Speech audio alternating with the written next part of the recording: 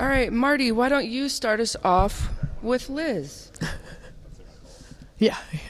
Hey, Liz. Hey, how's it going? Hey. All good, all good. You're used to having, obviously, a target on your back, obviously being the number one flyweight belt for so long. Now, obviously, we get a larger roster with a lot of hungry fighters in the PFL roster now. What changes for you, and is there any more pressure now that there's new, younger, and other blood in the division? No, I don't really feel like there's more pressure. I kind of put that pressure on myself when I went into Bellator on wanting to make a new chapter of my career and make sure that I set out with getting finishes and not going to decisions anymore. In my 7 fights at Bellator, only one of them went to decision, and I plan to do the same thing in PFL. I don't want decision wins, and for the best outcome of the season, it doesn't benefit me to have decision wins. So I'm going out there hungry, looking for finishes, looking at these young, hungry women. They're super talented, and they want to get the $1 million, and like you said, there's a large target on my back, so I have to stay sharp, and I look to do that every time I go back to the gym. And you're right, you've been on an absolute tear, obviously, since you joined Bellator. We know that your next fight, obviously, is against Juliana again. What goes through your mind? What did go through your mind when you found out you were facing her for the third time? Initially, I was disappointed. I wanted the challenge. I wanted something different. But then I saw it as an opportunity to face somebody who's probably to come out there with an entirely different game plan. Somebody that's coming out because there's $1 million on the line, who feels like the first 2 fights didn't really go her way, but she felt like she should have won them. She felt like the first one was controversial and it was a bad call. The second one, she was just caught off her game, but she was winning up until that point. So that tells me it's somebody that's willing to go out there and be super dangerous, and I can't rely on them to do the same things they've done before, which means you can't really create the game plan that you think you can. So you have to just be ready to make changes on the fly at every moment. Thanks. And the last one for me, really quickly. Are there any specific names in the tournament that you actually do want to be drawn against at the moment? Yeah, of course. I think Dakota's is a big name they're looking to get drawn against. She having been the UK champion, I'm definitely excited to face her, and I think that she's a name that's starting to rise up through the ranks that people are knowing. So ultimately, facing her at some point, ideally in the finals, would really be exciting. All the best, Liz. Thank you. Andrew. Hey Liz, how you doing? Good. How are you? Good. I just wanted to ask about a quote that you did an interview, I believe it was yesterday, where you talked about the lack of charisma among the bantamweights. And I think I would like to hear you expand more upon that. What would you think about trying to promote yourself as a fighter? Because you obviously want to show your skills. You want people to know you for your skills, but then the other aspect is that you have to sell a fight. Yeah. And I just want to know personally from you, how do you find that balance in trying and people respecting the skills, but also knowing, yeah, I want people to watch my fights and I want them to tune in. I got time to talk, so to speak. Yeah, I definitely think that I fall short on that balance. I think that, the people that are willing to go out there and they like doing the OnlyFans, they love and have a great creative flow for when it comes to social media and being able to create content that people want to see, creating a brand that relies on social media. Those are the people who want to see fight. Whether they think they're super talented or not, they tune in to see them fight. Sometimes it comes at the cost of their own skill set in the gym. Others do a great job balancing the two. I'm definitely not one of those people. I'm good at focusing in the gym and giving all my energy and attention there. And I'm definitely falling short in social media that I'm trying to pick up. But for you to succeed in the sport, you've got to be able to do both. Whether that means that somebody else is marketing you, they take over your social media and do a good job with that if you do it yourself. But you have to be able to be balanced with both to really succeed and to get a name for yourself. Great, thank you so much. Looking forward to your fights. Thank you. Anik. Liz, I got a couple fun questions for you. If you were in a street fight, name one Bellator and one PFL fighter you'd like by your side. Ooh. One bell. I've been out and about with Alima Lane McFarland. She's a hilarious drunk. So I think I'd probably have to go with her because she looks like she's not going to do anything. Sometimes she's passed out against a wall and then she goes full active mode. So she's like the sleeper attack person that she is unsuspecting. So I think she's good and she'd be my pick for Bellator.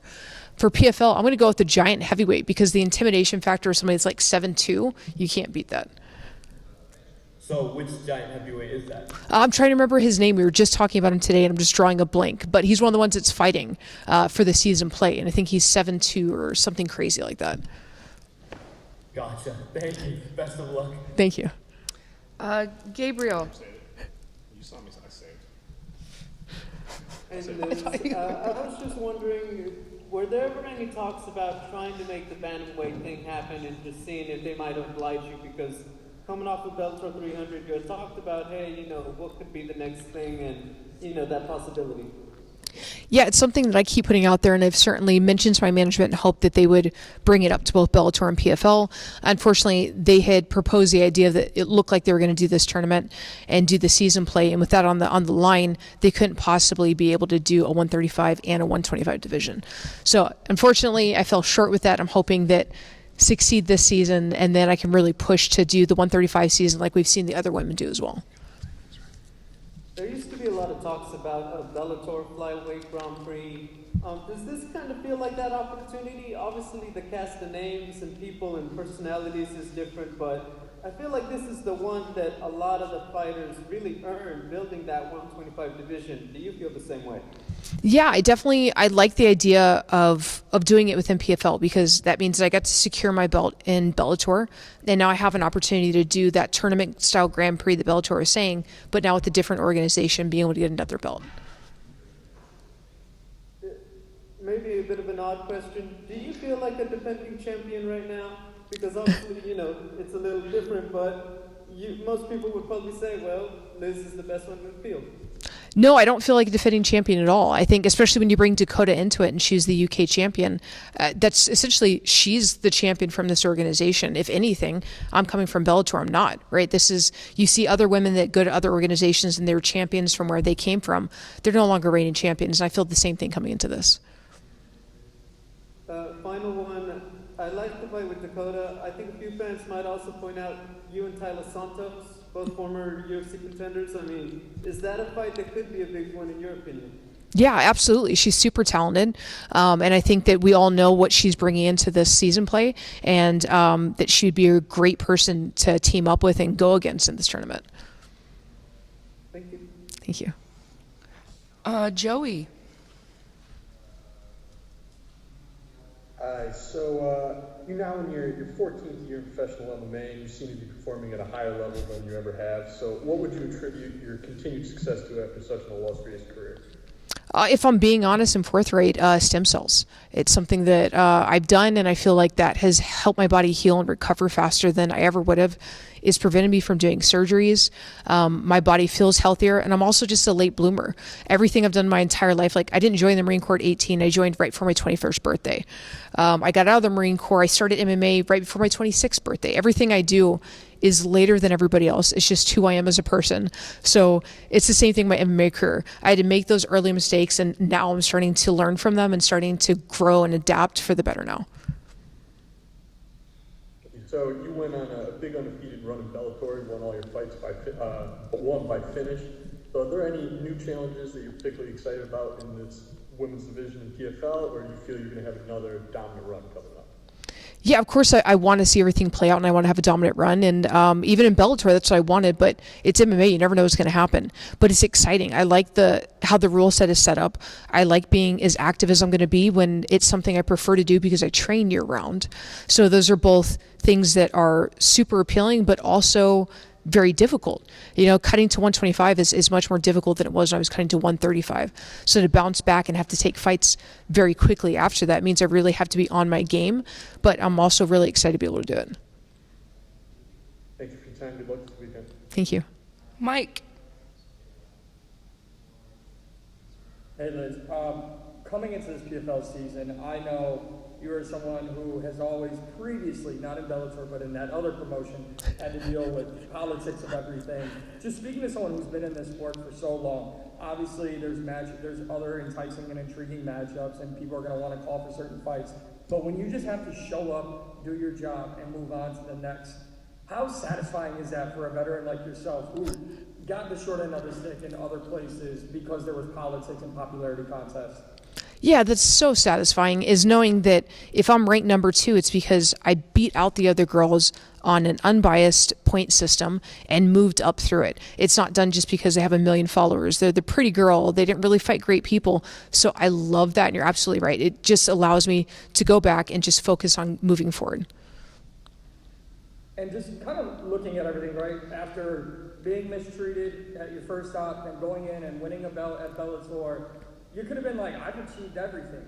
And obviously you've talked about, you know, Dakota and some of the other challengers out there, but what enticed you the most about coming over to PFL, joining this tournament, and going for another belt? Is it simply that, getting another belt? It's 3 things. It's getting another belt, being able to hold 2 belts, one in one organization and the one in another. It's being able to get $1 million, let's be honest, for a female fighter. That's the most we see in our career ever. Right? So yeah, I definitely want to work for that and be able to get that. And also, it's the unbiased rule set. It's knowing the progression through the season is done the right way. And lastly for me, and I really appreciate the opportunity, how would you sum up where you're at now in your career, right? Like I continue to kind of point out, if you haven't noticed, I'm a big defender of you and everything you went through early on in your career. But how do you feel about where not only your career, but women's MMA is, and like you just said, $1 million, the progression you've seen throughout these stages of your career? Oh, it's awesome. I still feel like there's so much growth for women's MMA, and we see that until we see more weight classes represented and less disparity between the weight classes. That means we still have growth, right? So that's exciting, because women keep proving over and over that we can step up to that challenge of growth and will exceed what you have set forth for us, right? But to see where I came from when very few gyms had women to now there's so many, and they're showcasing everything, all their talent in the fights, being on the main card, being the main event, that's awesome. Being able to get $1 million is just so many cool things that have happened in the short time that women's MMA has started to grow. Thank you so much. Thank you. All right. Last question for Liz. Diego, please. Hi, Liz. This is a 2-part question. You're not new to fighting other fighters multiple times, but this is the first trilogy. So how do you feel about it, and how do you make it interesting for you and exciting during camp, and what changes do you make? Yeah, so I love training more than anything else. Like, to be able to test yourself against talented people, the only way to do that is in competition, right? In the gym, it's just not the same. But the reality is what I love doing is I love training, I love being in martial arts. So I don't have to make that exciting. When I go to the gym, it's exciting just being around my friends, hitting each other in the face, choking each other, trying to break each other's arm, and then laughing about it after, right? So that's an easy focal point. But knowing that there's somebody coming out there that has more on stake for both of us means that she's willing to take risks that she wouldn't take before. Her believing that she never really lost those 2 fights and has an opportunity to win this one means that she's going to come out dangerous and take risks that she probably never would have taken in the first 2, especially to prove herself in a new organization. So that's a really dangerous opponent that I have to be on my toes for. Love it. Thanks so much, and good luck. Thank you. All right, Liz, thank you so much. Appreciate your Thank you. time today. We're just going to hop over next door, do a little live media.